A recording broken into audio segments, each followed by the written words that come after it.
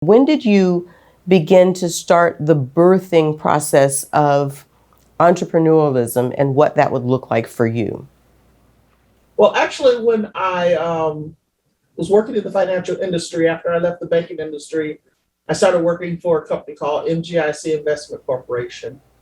And during that time, I started thinking about what is it that I really want to do and how do I want to do it. Mhm. And I sent out some applications for uh, franchising Mhm. and actually was approved by everyone I sent the application to, except for one company. They did not respond back. And I said, well, what's up with this? Why did Mhm. Burger King respond back? Mhm. And so I reached out to them again and said, oh, we didn't get your application. I said, okay. And I talk about this in my book. I have a book that's called His Business. It's Your Business. It's Where Destiny Takes You. Mm. And I talk about the beginning of my entrepreneurial career. And they said, hey, we didn't get your application. I says, okay. I says, no problem. I'll resend it.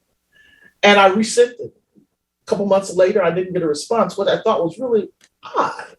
And I called to inquire, and they said again they had not received my information.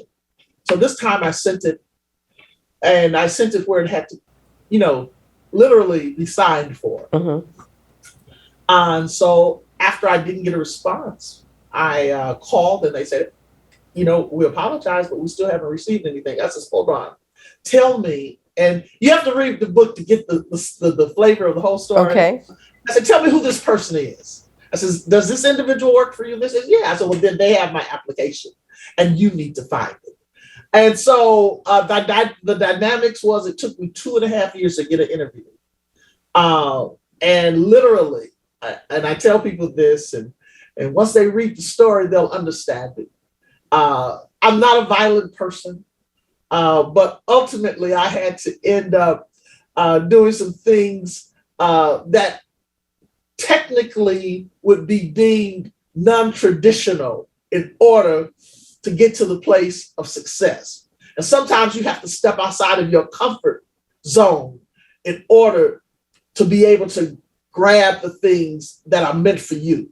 You can see them, you can perceive them, you can understand them, but then sometimes you have to take unconventional ways in order to make it happen. And so when you read my book, His Business is Your Business, it's Where Destiny Takes You, that is a true story as to what happened that allowed me to open the door to franchising for me.